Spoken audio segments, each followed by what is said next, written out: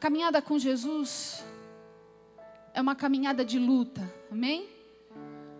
É uma caminhada de batalha. Repete assim: nós estamos num combate.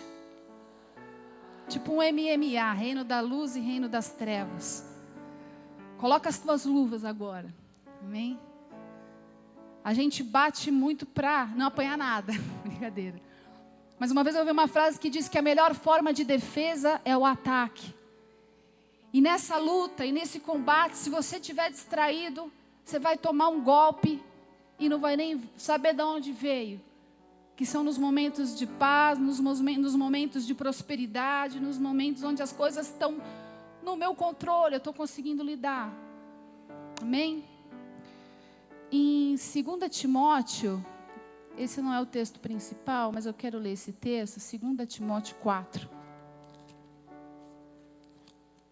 Você pode abrindo tua Bíblia em 2 Crônicas 15, tá? 2 Crônicas, capítulo 15.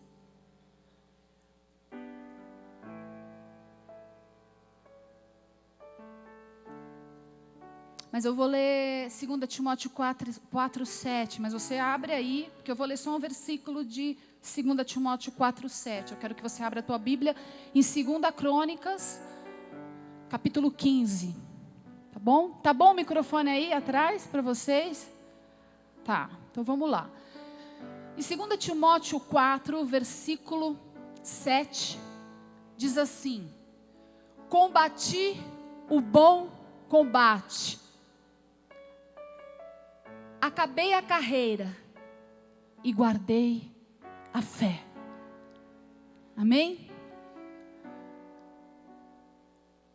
As nossas vidas, elas são feitas em capítulos.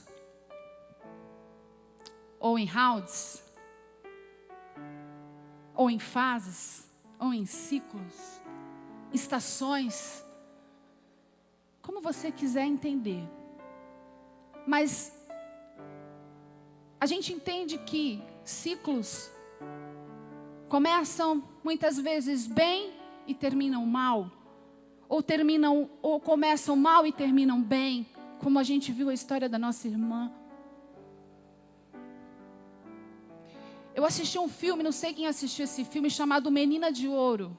Quem assistiu esse filme? Olha, bastante gente, hein? É um filme complicado, porque ele não termina bem, muito bem. A maioria dos filmes, das novelas, elas sempre terminam num final feliz. E eu me lembro que eu assistindo esse filme, o Natan ficou indignado. Estava assistindo com meu filho adolescente. Mãe, eu odiei, eu não gostei desse filme, como assim? Ela luta e acaba paralítica. Numa distração, ela toma um golpe da adversária e bate a cabeça no banquinho. Ela era lutadora de boxe, para quem não viu o filme. A Menina de Ouro é uma lutadora de boxe. Passava fome e necessidade, mas ela tinha uma meta, ela tinha um alvo, ela tinha propósito, ela tinha visão. Coisas que nós, mulheres de Deus, temos que ter. Nós temos um alvo. Chegar ao nosso lar prometido e ganhar o máximo de almas possíveis para Jesus. Porque tudo passa. Mas aqueles que fazem a vontade de Deus permanecem para sempre. Uma coisa é certa, uma coisa é fato. Nós já nascemos com um cronograma ali, né, com o tempo contado para nascer e para morrer. Mas há uma eternidade. Fala para quem está do seu lado. Há uma eternidade. E nós precisamos nos preparar para ela. Amém? Precisamos. Santificai-vos, a palavra de Deus diz, porque sem santidade ninguém verá o Senhor. E como nós somos santificadas, amadas? Como? O que Jesus Cristo nos ensinou? Como nós somos santificadas pelo Pai? Pela palavra. Porque Jesus diz o quê? Santifica-os na palavra.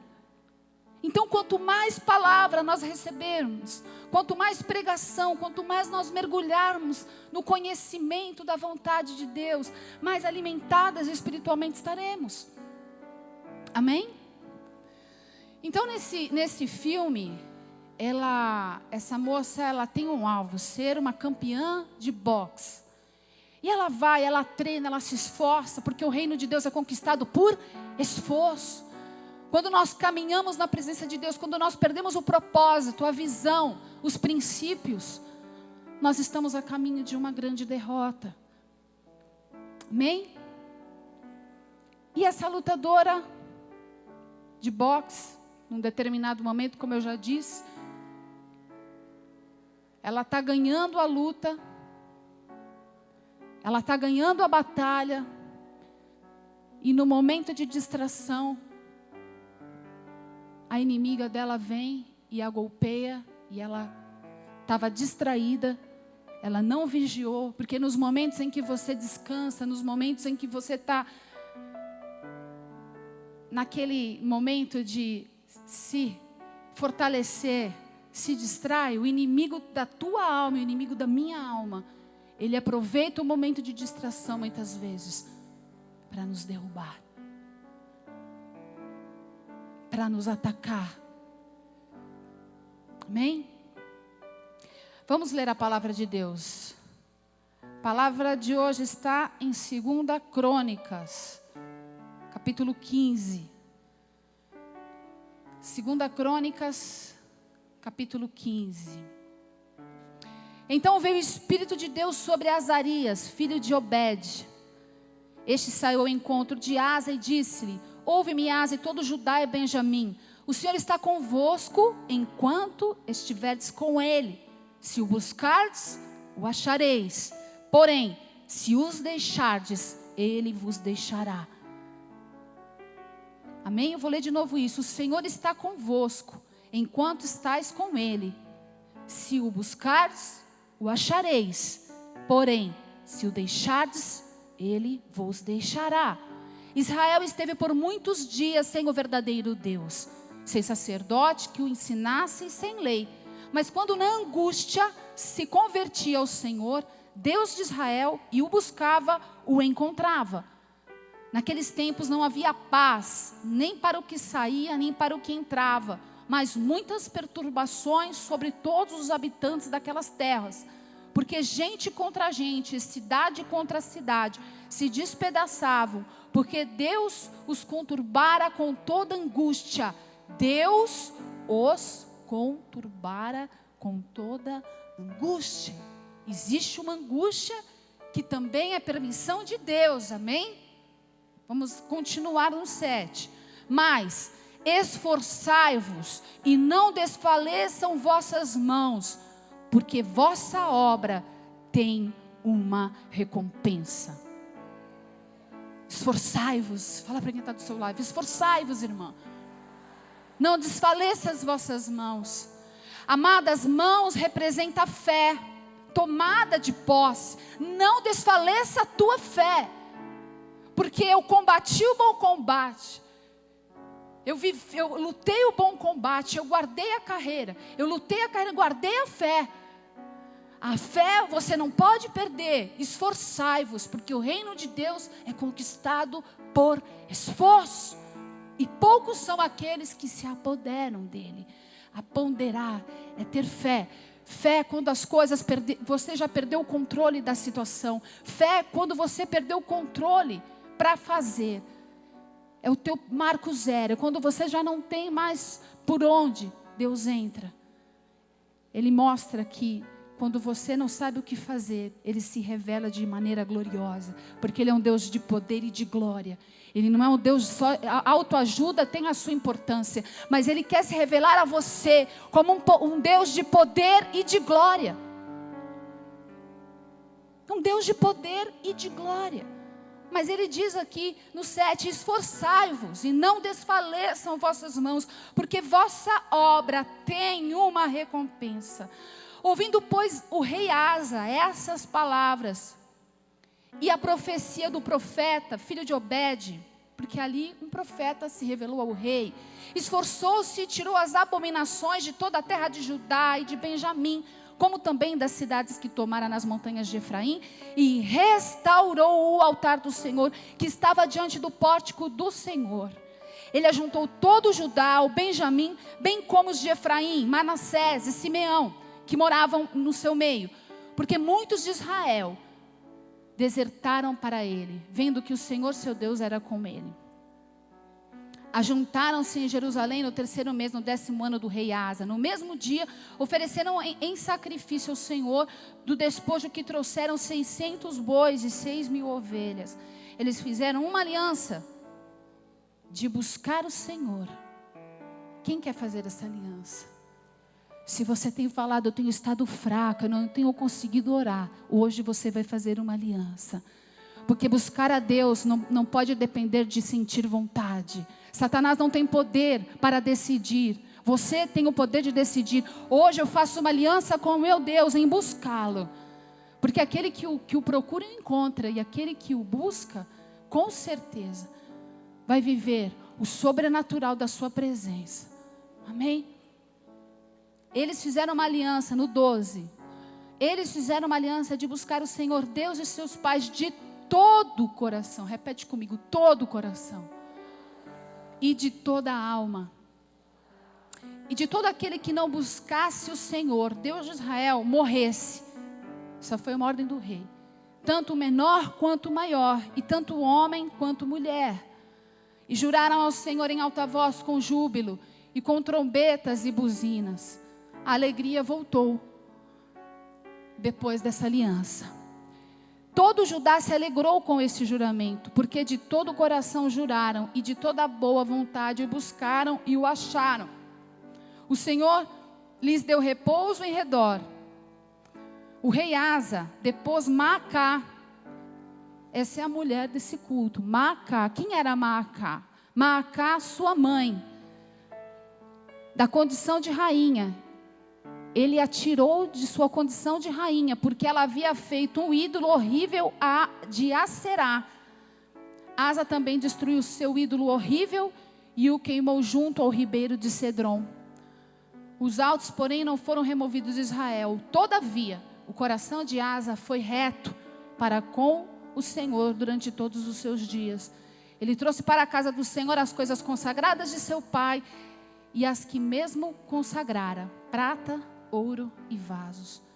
Não houve guerra até o 35º ano do reinado de Asa.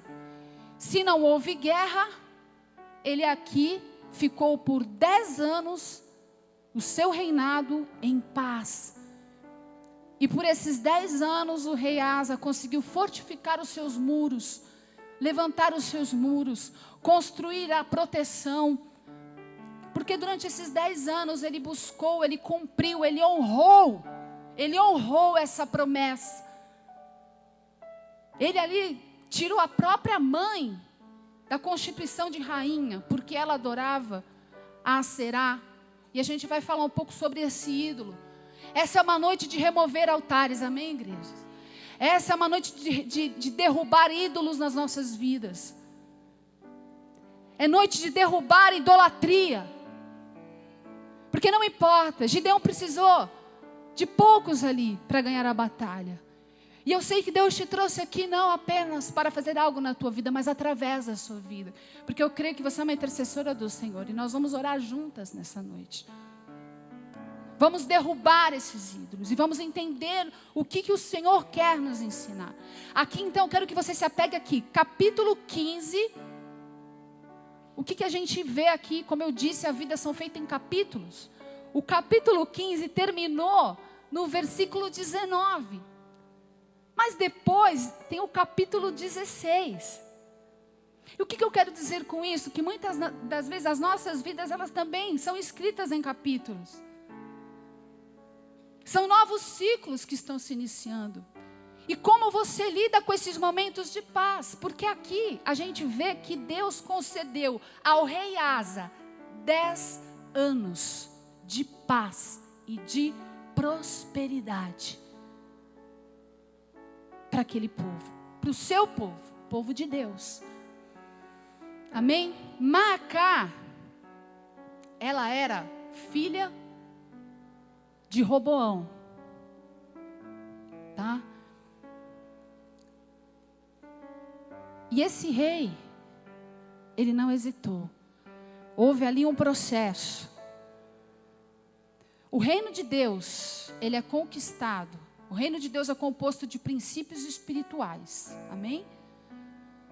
Se nós andamos na presença de Deus, se nós rejeitamos os ídolos nas nossas vidas, porque as pessoas às vezes pensam que o ídolo é só uma imagem de um santo, muitas vezes são os ídolos que nós levantamos nas nossas vidas. E Deus não divide a glória dele com ninguém.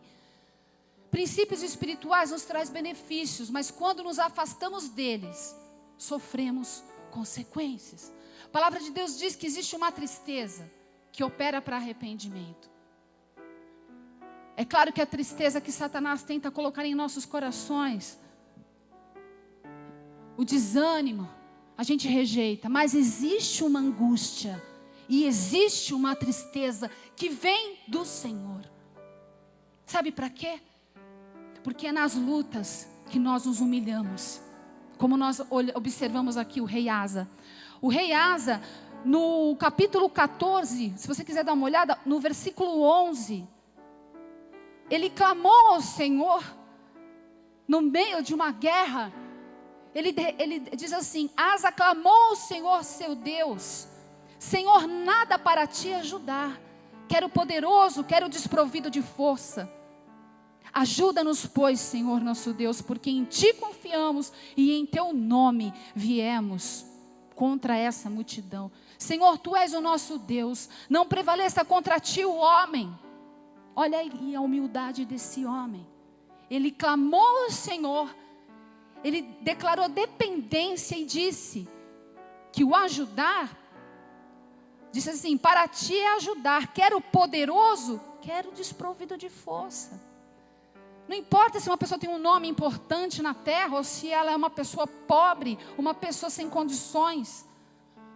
O prover vem de Deus, o livramento vem dEle. Ele é um Deus de prosperidade, é um Deus de riquezas, é um Deus de proteção. Amém? Então, muitas vezes, quando nós andamos nessa dependência, quando nós chegamos à casa de Deus, eu cheguei na casa de Deus pela dor. Quem aqui se aproximou de Deus pela dor? Levanta a sua mão bem alto. A grande maioria. Eu acho lindo o testemunho de pessoas que tinham uma vida ótima, mas que tinham aquele vazio e detectaram aquele vazio e encontraram a Jesus. Eu acho esse tipo de testemunho também maravilhoso. Mas na maioria das vezes, as lutas nos aproximam de Deus. E o comodismo muitas vezes nos enfraquece. Nos faz muitas vezes ficarmos distraídas. E é sobre isso que eu quero falar com vocês nessa noite. Amém? Muitas vezes eu já ouvi pessoas testemunhando. Começou na casa do Senhor, começou a ir à igreja, não tinha carro, ia de ônibus, pegava metrô, se precisasse ir a pé do metrô até a igreja, ia. Aí começou a Deus a prosperar, essa pessoa era humilde, se humilhava, se quebrantava. Aí começou a prosperar, a ser abençoada. Aí começou a ter medo de sequestro, começou a ter medo de ser assaltada. Então cadê o teu Deus, que era aquele mesmo Deus que protegia, que supria, que cuidava? Sobre isso, irmãos, que eu quero que a gente venha meditar, eu e você. Sem profecia, o povo se corrompe, amém? E o Senhor quer falar conosco hoje que a gente precisa começar bem e terminar bem essa carreira, esse combate. Primeira decisão que foi tomada. Na angústia, no versículo 4, como a gente vê aqui, ele buscou o Senhor. E no versículo 6, ele percebeu que essa angústia era a permissão de Deus. O povo de Deus, em guerra, quando estava em guerra, e você pode conceber essa guerra numa série de áreas da sua vida, buscava Deus, se humilhava na presença de Deus. E Deus permitia aquilo, porque não queria perder o seu povo. Porque Deus é um Deus de misericórdia e graça, amém? O nosso Deus é um Deus de paz. É um Deus que todas as vezes que nós nos voltarmos a Ele, Ele se voltará a nós. Porque Ele é misericordioso. Mas Ele não quer ver os seus filhos sofrerem. Porque eles sabem que é na presença de Deus que nós vamos ter verdadeira satisfação. Mas não é isso que o mundo muitas vezes nos vende. Por isso que eu digo que é uma guerra. Por isso é um combate. Pensa com você agora. Existe um propósito? Você continua tendo um propósito na sua caminhada com Deus? Qual é o propósito? Ganhar almas, me santificar, ser sal da terra e luz do mundo. É diminuir para que Ele cresça. É levar libertação aos cativos. Esse tem sido o nosso propósito. Porque não é o fazer, é o ser, é o estar em Cristo. Propósito. Salmo 119, 71 diz: foi-me bom ter sido afligida, para que conhecesses os teus estatutos. Eu gosto muito desse salmo. No começo da minha conversão, eu declarei ele muitas vezes. Salmo 119, 71. Foi-me bom ter sido afligida, para que conhecesse os teus estatutos. Então a gente vê aqui o rei Asa derrubando todo o trono de idolatria. Hoje nós vivemos numa sociedade erotizada. Nós somos ainda conhecidos como o país do carnaval, o país da sensualidade, onde as mulheres desfilam no mês de fevereiro sem biquíni, muitas vezes nua, seminuas, e isso é visto pelo mundo inteiro. O que a gente entende com isso? Que uma adoração ali é feita. Quando nós achamos normal nos prostrarmos à ditadura da beleza, a ditadura de que não, agora a moda não é ser tão magra, agora a moda é ter coxa grossa. Não, a moda agora é ter um bumbum bem gigante. Eu preciso ser a mulher isso, a mulher aquilo. Eu não é, irmãs, eu estou errada. Nós somos bombardeadas. E o que a gente vai fazer? A gente vai se dobrar a isso? Que eu preciso ser magra para eu ser amada, para eu ser respeitada? Ou eu preciso ser assim, ou eu preciso... Não. Nós falamos muito disso no congresso de mulheres, mas o Senhor disse que nós precisamos continuar falando dessas coisas. Porque eu e você somos responsáveis pela mudança dos ares na nossa nação. Existe uma entidade que recebe adoração, uma potestade que recebe adoração por causa do culto ao corpo, do culto ao corpo, do culto à sensualidade, aquilo que a irmã falou aqui, uma necessidade de seduzir. Nós meninas já crescemos. Não, ai que linda, ela está linda. Tudo bem, a gente tem que cuidar da aparência, nós temos que cuidar sim da aparência, temos que estar arrumadas, porque nós somos templo do Espírito Santo. Não podemos estar relaxadas, temos que cuidar do cabelo, mas tudo com equilíbrio, com graça. Onde a beleza é aquela que os olhos não veem, aquela que está dentro de nós. E aqui, a mãe, a rainha, foi derrubada. E eu creio que essa rainha será derrubada nessa nação. Essa rainha dos céus que recebe toda adoração pela sensualidade, pela pornografia, ela vai ser derrubada. Porque há um povo que está se levantando em adoração. Adoração derruba esses altares. Adoração ao único Deus verdadeiro e único derrubará esses altares. Em nome do Senhor Jesus. Eu creio nisso. E é por isso que eu vou lutar. Não vamos nos dobrar mais a isso. Então a gente vê aqui que a mãe do rei, ela adorava esse ídolo chamado Aserá. Em outras versões, Afrodite. Em outras versões, Afrodite. Iemanjá, aquela que sai das espumas. Que fala de uma entidade que age através da sensualidade. Esse ritual, Astarote, muitos são os nomes desta rainha. Esse ritual envolvia rituais de orgias, prostitutas cultuais, sacrifícios de crianças. E era representado pelo órgão genital masculino, que era esse poste-ídolo. Pela mitologia, ela representa a luxúria, a beleza, a prostituição, a atração física e somente sexual.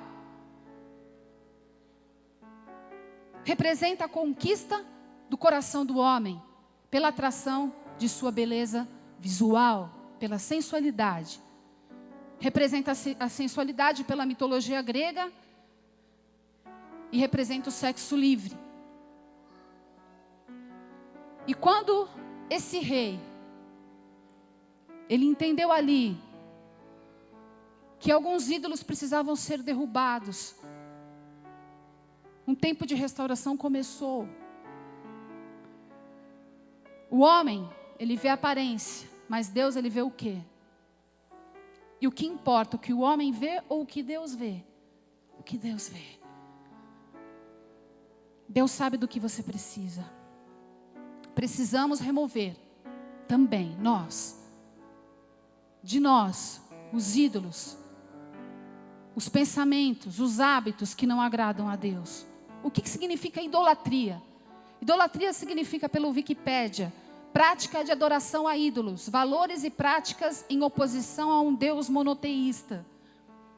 O que significa adoração? Ato de prostrar-se. Tudo aquilo que toma o lugar de Deus na minha vida e na tua vida. Quando eu deixo de cultuar a Deus para cultuar o meu corpo, ou para cultuar um programa de TV, ou para fazer qualquer outra coisa, eu deixei de cultuar ao único Deus para cultuar outra coisa. Deus não pode ter a nós divididas. Amarás o Senhor teu Deus de todo o coração, de toda a alma e de todo entendimento. Do coração, das emoções e da razão. Todo o nosso ser rendido à vontade de Deus. Então, primeiro ponto que a gente aprende aqui, que é necessário fazer o quê? Um autoexame, para que a gente possa observar o que realmente tem sido um ídolo, uma idolatria. Às vezes é um relacionamento, ou uma pessoa que só te faz sofrer, é uma pessoa que te engana, uma pessoa que você já sabe que não é o que Deus tem preparado para você. É o ídolo do dinheiro. É uma idolatria, uma obsessão por ser magra. Ou uma raiva de si mesmo por não ser como aquela modelo da televisão. Isso tudo são ídolos. São altares que nós levantamos. Porque o Senhor é aquele que nos dá a paz que excede a todo entendimento. O nosso Deus é aquele que conhece cada uma das nossas necessidades e suprirá cada uma delas em Cristo. Só Ele pode trazer satisfação, amém? Quando nós nos esquecemos disso, sutilmente somos distraídas pelos pequenos ídolozinhos que a vida nos apresenta. Segunda decisão, amém? Segunda decisão. Se arrepender e remover esses pecados. Para recebermos a força contra o desânimo, nosso coração não pode estar dividido. Deus não aceita parcialidade, rupturas, divisão com Ele. Ou somos totalmente dele ou não. Não existe um meio termo. Amém? Em Mateus 22:37 diz, e Jesus disse-lhe, amarás o Senhor teu Deus de todo o teu coração, de toda a tua alma e de todo o teu pensamento.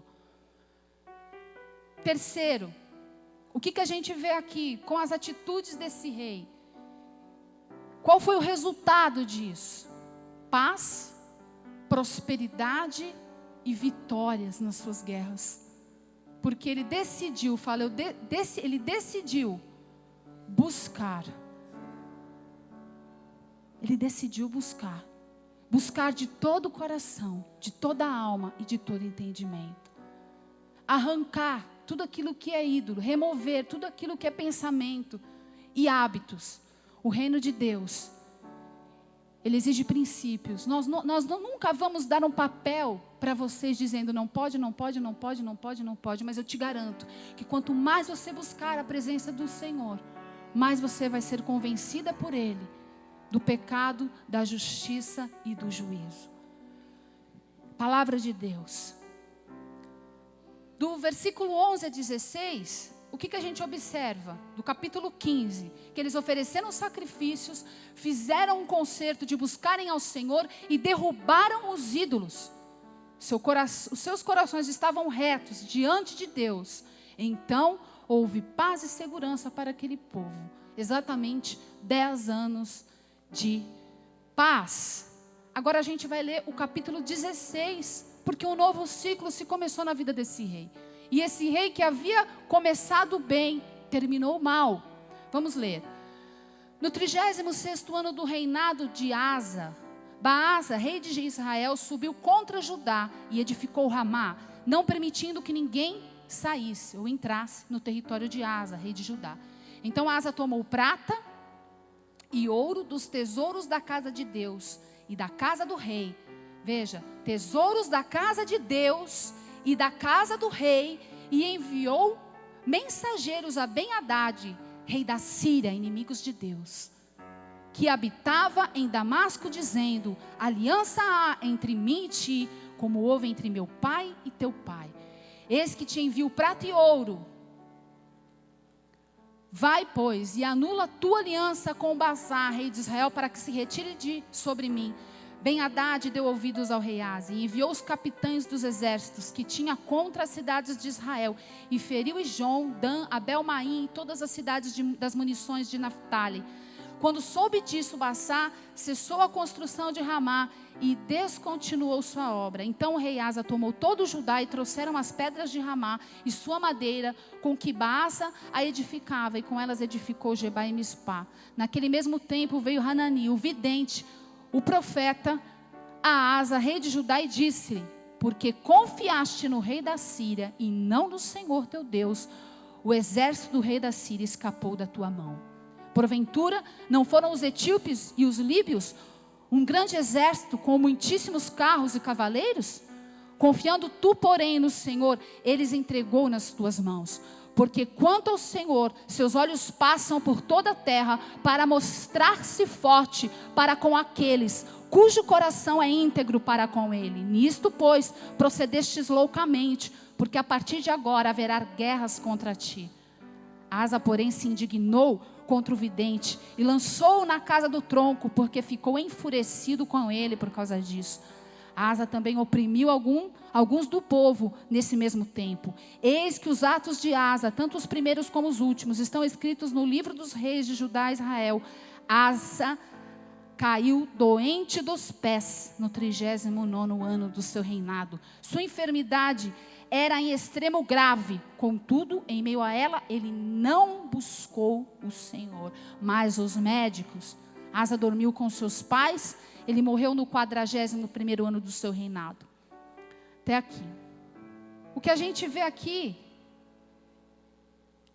é algo para que nós possamos aprender. Você concorda comigo que aprender com os erros é sabedoria? Sim ou não?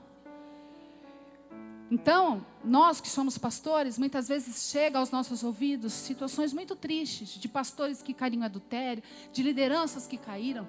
E aí, eu vou me vangloriar? Não, eu não sou nada. Nada. Aquele que pensa que está de pé, cuide para que não caia. Um homem, ele é provado pelos elogios que recebe. Uma mulher é provada pelos elogios que ela recebe. Hoje eu ouvi o apóstolo falando com um pastor que está passando uma luta aí tremenda, porque foi contra um poste ídolo lá em Santos. Foi falar que aquilo ia trazer maldição para a cidade. Crente se levantando contra ele, dizendo que isso é religiosidade, que isso é fanatismo, e não é, meus irmãos. A seita que ali estava esboçada é algo satânico realmente. Mas nós não vamos temer a homens, nós tememos a Deus. Nós tememos a Deus. E a minha pergunta para você é: para que você tem usado os seus dias de paz? Para que você tem usado os seus dias de paz? Porque há tempos de paz, há tempo de prosperidade. Nós semeamos 10 anos ali na presença de Deus, choramos, lutamos, semeamos na casa do Senhor. Ganhamos vidas para Jesus, não perdíamos um culto, tínhamos prazer em ser o primeiro a chegarem na casa de Deus. A hora da adoração era sagrada. O culto começa às 7, às 10 para 7 eu já estou na casa do Senhor, me preparando a minha alma, o meu espírito para adorar ao Senhor.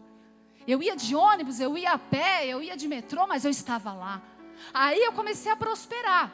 Comecei a ter prosperidade do Senhor, segurança, conforto. E aí, meus queridos, é o que a gente tem mais é que tomar cuidado. Eu e você, que chama-se Igreja de Laodiceia. Abre a tua Bíblia comigo. Apocalipse. Esse é o nosso maior perigo como igreja brasileira. Eu estou falando da igreja brasileira. Do conforto, da liberdade de cultuar a Deus. A liberdade que nós temos para cultuar ao Senhor.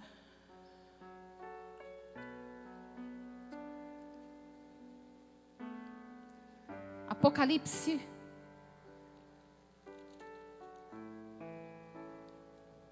3:17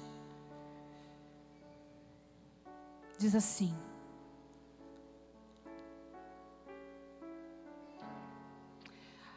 vamos do 14. Ao anjo da igreja em Laodiceia escreve isso, diz o Amém, a testemunha fiel e verdadeira, o princípio da criação de Deus. Conheço as tuas obras, que nem és frio nem quente. Quem deras fosses frio ou quente. Assim porque és morno e não és frio nem quente, te vomitarei da minha boca. Porque dizes, sou rico e estou enriquecido e de nada tenho falta. Mas não sabes que és um desgraçado, miserável, pobre, cego e nu. Aconselho-te que compres de mim ouro provado no fogo para que te enriqueças. Vestes brancas para que te vistas e não apareça a vergonha da tua nudez e colírio para os olhos a fim de que vejas. Dura palavra, né? Mas é a palavra de Deus. Eu gosto de ouvir essas palavras. Eu estava um dia desses chorando na presença do Senhor. Falando, Senhor, alguma coisa tem que acontecer.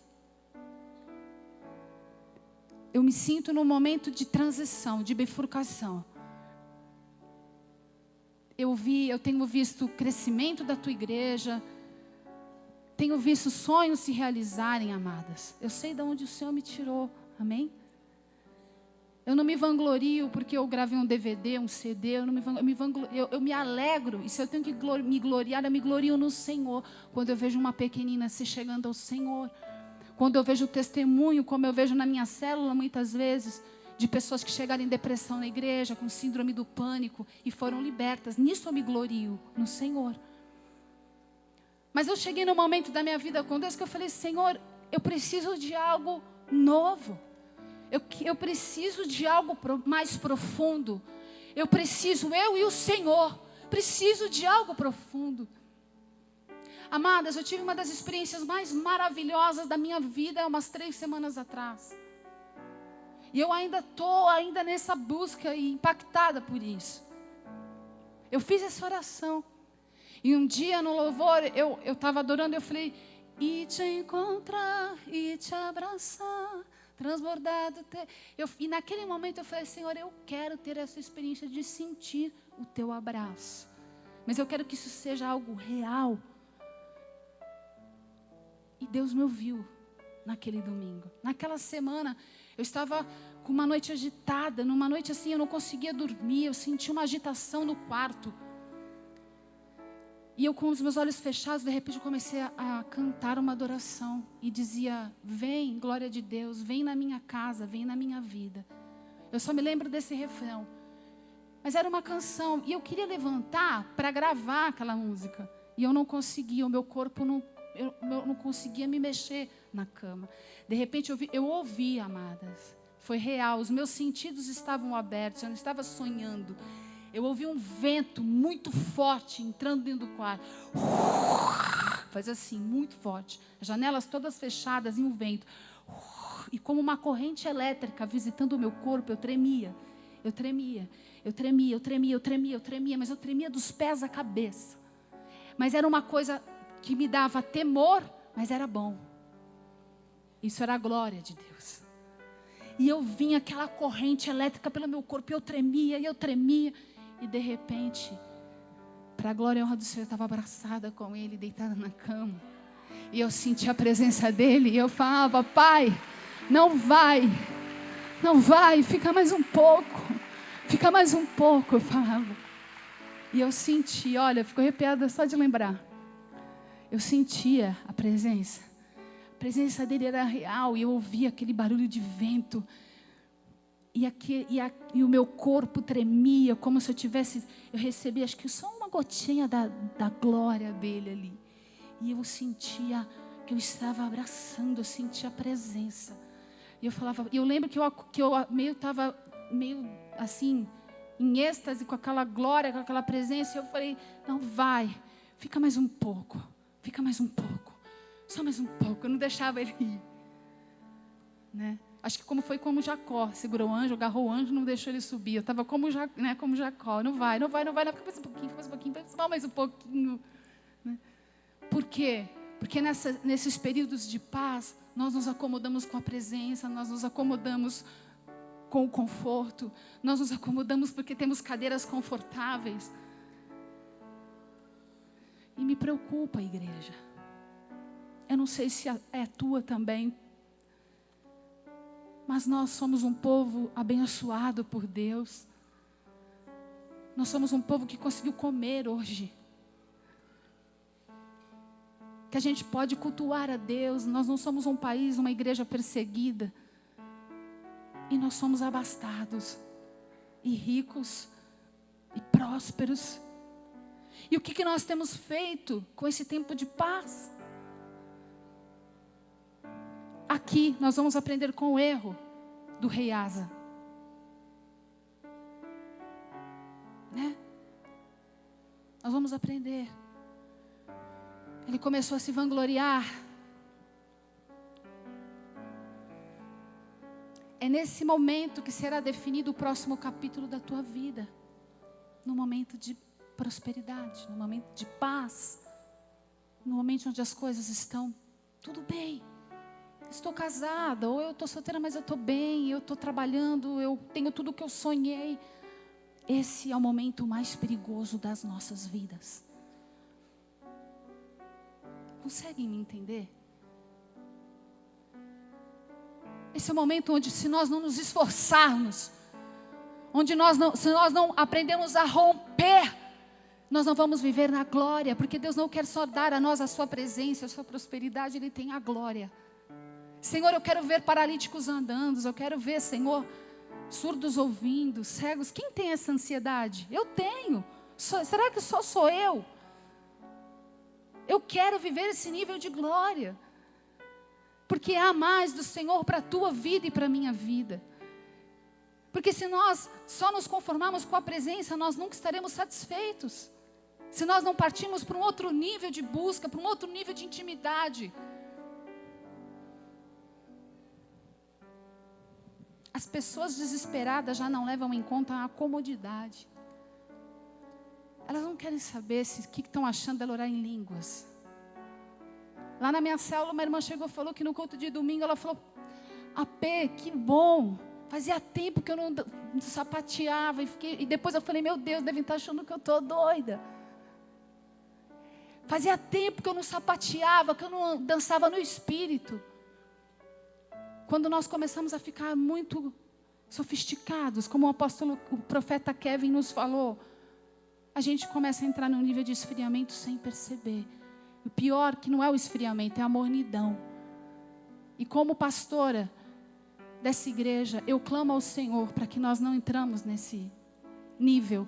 Porque nesse livro que eu estou lendo, depois Deus me deu um livro veio parar na minha mão chamado Glória de Deus. E lá fala o seguinte: a glória é algo por que se deve lutar. Vocês sempre serão gratos pela presença, mas jamais se satisfarão enquanto não tocarem a glória. E é nessas transições que nós precisamos aprender a romper e não deixarmos a mornidão. Porque o morno, ele acha que está quente. Amém? 2 Coríntios 4:4 diz assim: o Deus desse século cegou o entendimento dos incrédulos para que não lhes resplandeça a luz do Evangelho da glória. Diga, da glória. Da glória. de Cristo, que é a imagem de Deus. A miopia espiritual. O morno é aquele que não é nem quente e nem frio, né? Quem tem miopia é aquele que enxerga, mas não enxerga muito, igual eu. Eu tenho uma miopia violenta. Eu tenho 6 graus de miopia. Tá? É muito. Aí, só que quando eu casei, eu acho que eu devia ter uns 4. E eu estava só com uma lente, porque uma estava me incomodando, eu tirei e fiquei só com uma. E eu estou no carro na época ele era pastor. Estava no carro com o pastor, a gente saiu da igreja da Lapa, nós passamos em frente a uma barraca, ele já até contou isso num culto. A gente passou em frente a uma barraca, eu vi uma barraca de frutas, eu vi maçã, eu vi melão, eu vi melancia, eu vi um monte de fruta. E eu falei, dá uma paradinha para comprar. Poxa, meu, o que custa separar ali para comprar fruta para mim? Eu estou com fome. Poxa vida, ele falou, Denise, você está falando daquela banca de flores? Falei, como assim banca de flores? Aquilo é uma banca de flores. Mas, gente, eu jurava que eu tinha visto frutas. Sabe o que é isso? É quando a gente começa a entrar numa miopia espiritual, né? Que a gente começa a chamar Jesus de Genésio, se confunde, né? Uma irmã disse que foi para a balada e ficou tão incomodada porque ela estava com o Espírito Santo nela ali, não tinha como ela ficar bem, porque Deus dá angústia também quando a gente está fazendo, né? Existem os alertas que Deus nos manda. E ela, já contei esse testemunho. E ela falou, ai, pastor, eu estava na balada e e ela é bonita, e um cara veio, e aí, gata, qual é o teu nome? Ela, pastor, eu estava só pensando na tal da Jezabel, na tal da Jezabel. Sabe que dia que eu falei, meu nome é Jezabel? Será que eu estou com um demônio? Ah, eu dei risada, né? Eu falei, não, é que você estava pensando, né? Tipo, não sabia nem o que dizer. Eu falei, mas você estava incomodada? Estava, pastora, eu estava muito. Eu falei, glória a Deus. Ela, glória a Deus. Eu falei, sinal que o Espírito Santo de Deus está com você, você não estava no lugar certo. Amém? Sem a presença de Deus em nós, não agiremos mais na vontade dEle. Se o buscardes, o achareis. Se os deixardes, vos deixará. 2 Crônicas 15:2. Ele disse isso através do profeta. Se o buscardes, o achareis. Se os deixardes, vos deixará. É Deus que vira as costas. Quem vira as costas primeiro? Nós. Não é Deus que vira as costas para nós. Somos nós. Amém?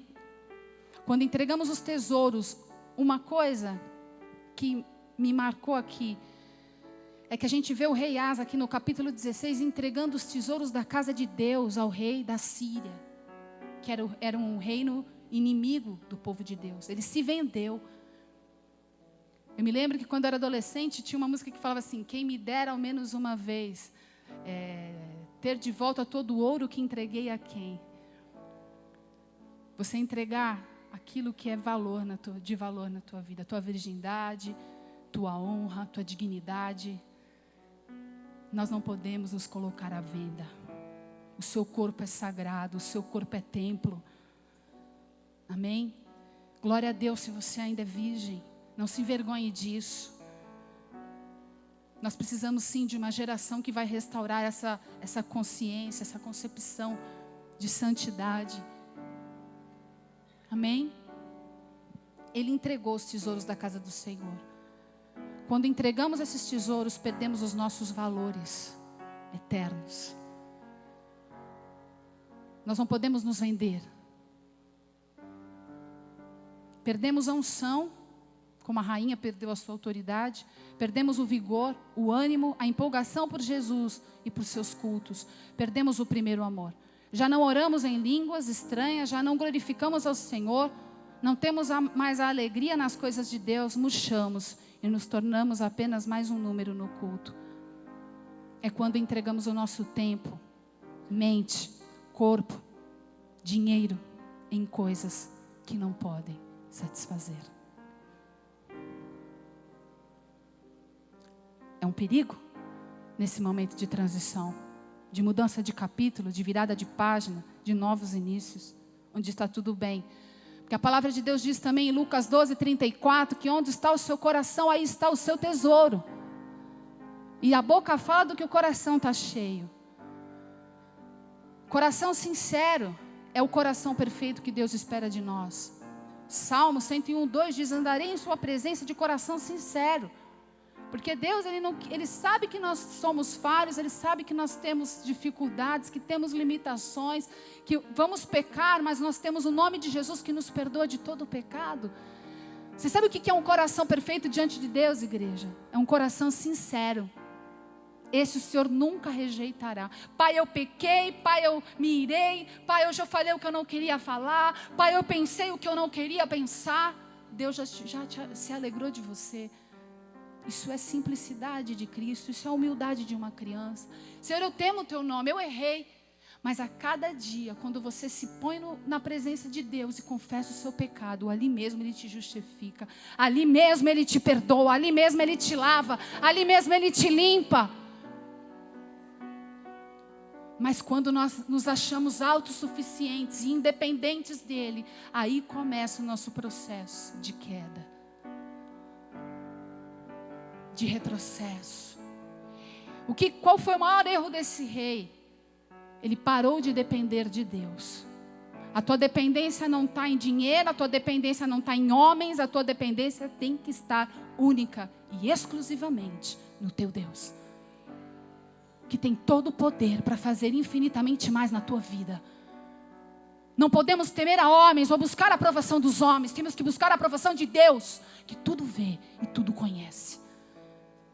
Os olhos dele sondam por toda a terra, ele sonda. O que é um coração perfeito? É alguém que nunca erra? Não. É alguém que nunca peca? Não. É alguém que é sincero diante dele. O rei Davi disse em Salmo 101:2, andarei em sua presença de coração sincero. Por isso ele tinha um coração segundo o coração de Deus. Salmo 19:13, também da soberba, guarda o teu servo ou a tua serva. Também da soberba, guarda a tua serva, para que não se assenhorie de mim. Então serei sincero e ficarei limpo de grande transgressão. Amém? Sejam agradáveis as palavras da minha boca e a meditação do meu coração perante a tua face, Senhor, rocha minha e libertador meu. Provérbios 3:32, porque o perverso é abominação para o Senhor, mas com os sinceros está a sua intimidade. Diga, com as sinceras está a sua intimidade. Ou o seu segredo. Deus se revela, Deus revela os segredos dele. Deus tem intimidade, não com os perfeitos que acham que são melhores, mas com aqueles que se humilham diante de Deus. Fala, Senhor, eu sou pecadora. Olha, Senhor, eu tive esse pensamento hoje, Pai. Olha, Pai, eu falei dessa forma. Senhor, eu agi dessa maneira. Eu deixei a amargura vir ao meu coração, uma mágoa. Mas, Pai, eu te peço perdão. Eu clamo pela tua presença. Você saiu dali justificada. Justificada.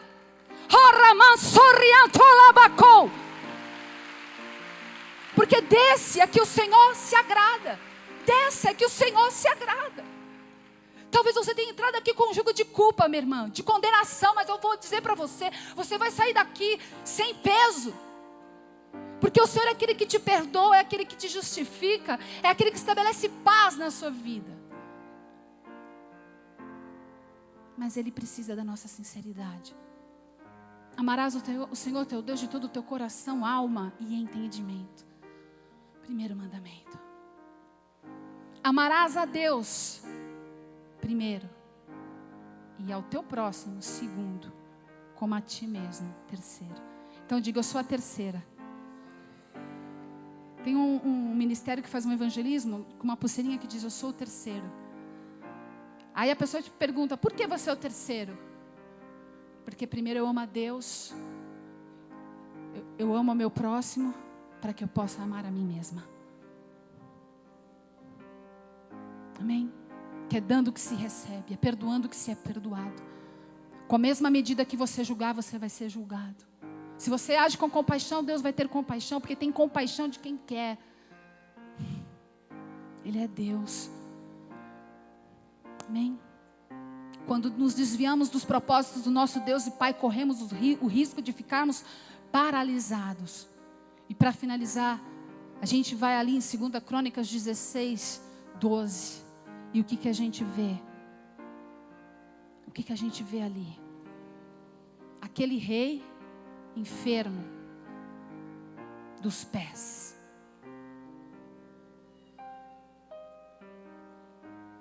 Ele entregou os tesouros. E o que é entregar esses tesouros, querida?